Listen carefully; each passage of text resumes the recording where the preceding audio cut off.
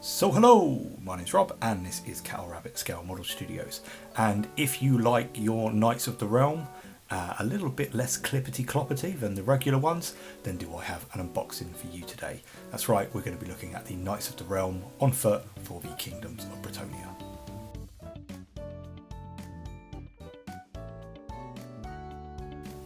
So the Knights of the Realm on foot.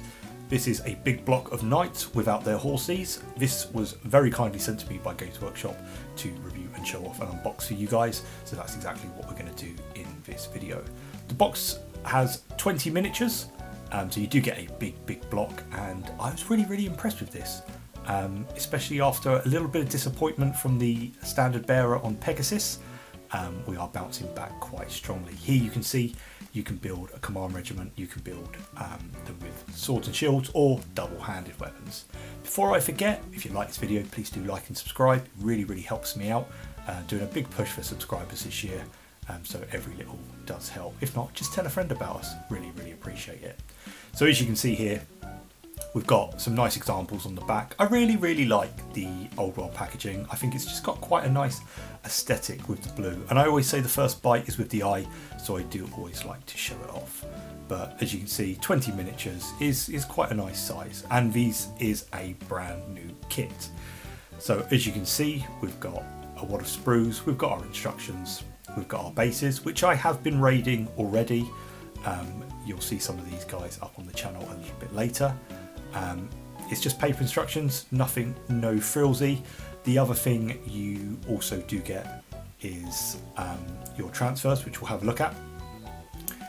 As you can see, they are the generic, I guess, old world Bretonnia ones. I did talk about this in my big unboxing. I'll leave all the links to my old world stuff below. But it is just like the axe halberds and some fleur-de-lis. It's a shame there isn't some other heraldry. I kind of think this transfer sheet is a bit of missed opportunity.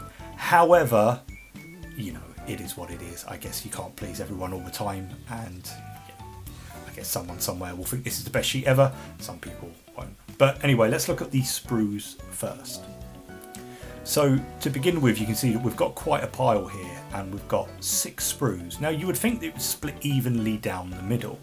However, this actually isn't the case. What we've actually got is 4 identical sprues with the shields and single-handed weapons on, and then we've got 2 sprues made up of the double-handed weapons, things like the halberds and the giant axes and things like that.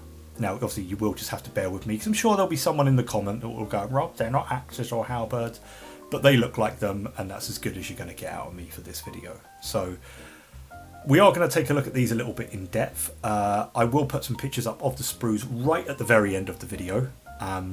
This is a really nice kit. I was pleasantly surprised actually at just how good this kit is. To me, a really good kit is something that has utility and is quite versatile. What I mean by this is, and you'll see it a little bit later in the instructions, is that this is really, dare I say, the instructions are more guidelines than they are actual instructions.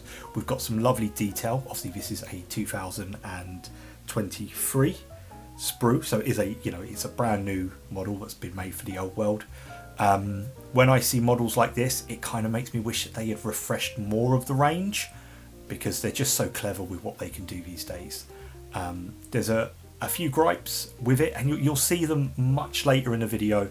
A little bit of foreshadowing there, but for the best part, if you play something like Cities of Sigmar, this is going to be a great addition, because it will scale really well with things like your steel helms. Or saying that, if you wanted to kind of theme your Bretonnia army a little bit more, you could actually use things like the Cities of Sigmar bits with this, and it would look absolutely fantastic. It would go together so well, really easily. That is a good kit, and it's a well-designed kit, because it does a lot. Here you can see the double-handed weapons. Again, I kind of want to say that they're very much, you know, the human scale that you see a lot of. Things like neophyte acolytes in Warhammer 40,000, even like Cadians, Cities of Sigmar. Any kind of human army tends to, they seem to be very good at keeping parity across the board. So if you've got like any human bits or smaller scale models. The bits out of this, Kitbasher's dream. Like, I'm getting really excited about this. Lots of ideas, lots of head options, lots of arm options, lots of just little gribbly bits. If you're into Necromunda, again, perfect. If you're into Cities of Sigmar or even some 40k stuff, this would make some really good, something like the Cludian Star Striders or Rogue Traders, because they've got the lovely like tunic gowns on and things like that. It'd be really easy to cross the bits over. Really impressed with these sprues. You only get 2, and we are going to just show you, in a minute. But first, as always, I do like to go through the instructions.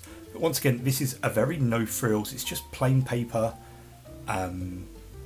Nothing too fancy, but you'll see here that there's a lot of options for each body, and effectively you've got 20 bodies, but some of them only have kind of like 1, 2 or 3 examples of how to be built. Now, one thing I did notice is just, again, how compatible these bits are with each other. So in actual fact, it's not just these bodies and these arms.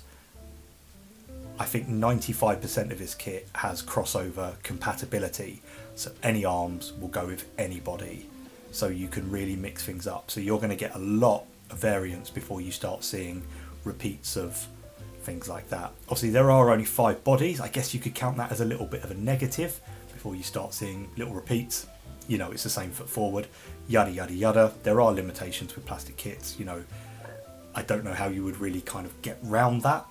But as you can see, there's lots of cool things. I really like this guy down here. I think the posing and the way these guys look in general, very cool. I am once again a big fan of this.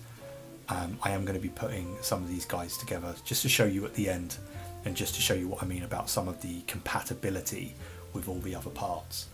But now this was a pleasure to kind of work with this kit and play around with it, and once again I will put up some community posts, maybe some painting videos on these guys. They're really lovely. They're not overly crammed with detail. Once again, you're going to be painting a lot of these. It's the old world, you're going to have big blocks of these. To me, this is a really good kit. It strikes a good balance between utility, functionality, and it's just really nice. 20 miniatures is, a lot of bang, for a kit, which I, once again, am a big fan of. So what I'm going to do now is I'm just going to put one of these guys together. We'll put him on the little spinny thing and we'll have a look at him. But let me know if you went in with Bretonnia. I know you're going to be picking up. How do you feel about Knights of the Realm without horses? Like, let me know in the comments below. It's a bit of an odd one, really, isn't it? So, hello from me again from the future. I just wanted to point something out, and I did point it earlier after I'd kind of done this video. I started to put this guy together. I just said really lovely things about this kit, and as you can see, he's got no underside sculpted. That really gripes me. It always has done. I think it's lazy. Why go all the way with a kit if you're not going to do it all? But one thing I did just want to point out again is just how compatible these bits are. As you can see here, this is the intended head for this kit. He's got this cool little staghorn helmet, very cool. You can pose him whichever way you want, because it's like a ball joint. As you can see, this guy here is also a ball joint. He's kind of got this cool helmet with a bull's head on, and we can turn it whichever way we want. Now, as you can see here, that head is actually shown a little bit earlier in the instructions, just over here somewhere. It's this guy who would be the alternate for the like the standard bearer. So as you can see, lots of heads, lots of variants, lots of options. Big fan. Do wish they'd just sculpted some plastic pants on them though.